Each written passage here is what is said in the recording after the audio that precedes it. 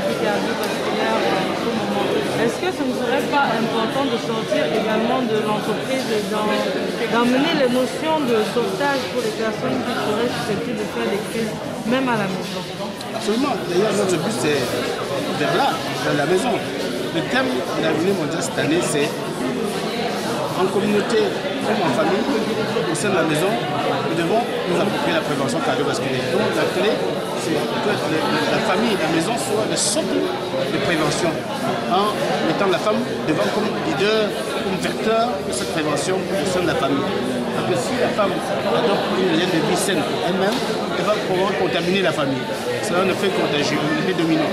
Toute la famille sera obligée d'adopter le même mode de vie puisque c'est elle qui cuisine, c'est elle qui détermine les quantités de sel à mettre dans la soupe, c'est elle qui détermine s'il faut ajouter un panier de fruits ou pas.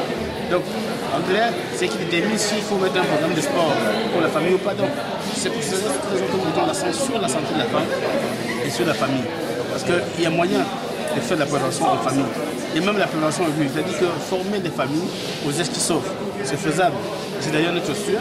C'est la raison pour laquelle demain à l'Université de Douala, nous organisons une atelier de formation ouvert au grand public sur les gestes qui sauvent.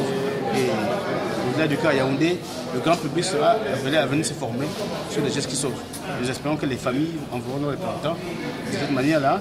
Et au-delà de la semaine du corps, on va mettre sur pied des programmes de secourisme à travers l'ensemble du territoire pour permettre aux familles justement de s'approprier les gestes qui sauvent en aigu pour éviter la mort en aigu et aussi les programmes de prévention à long terme.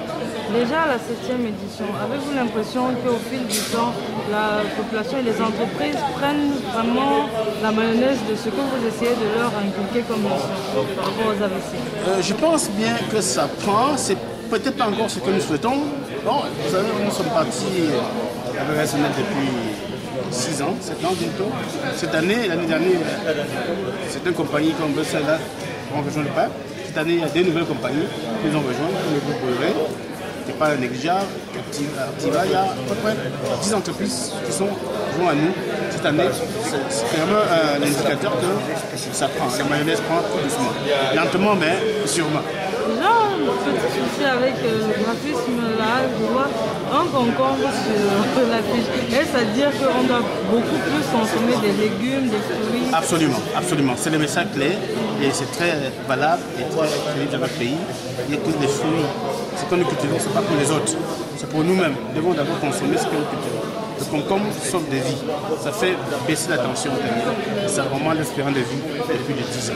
Si on consomme le concombre ou tout autre fruit. On a choisi le concombre par hasard pour dire que les fruits doivent être au cœur de la prévention.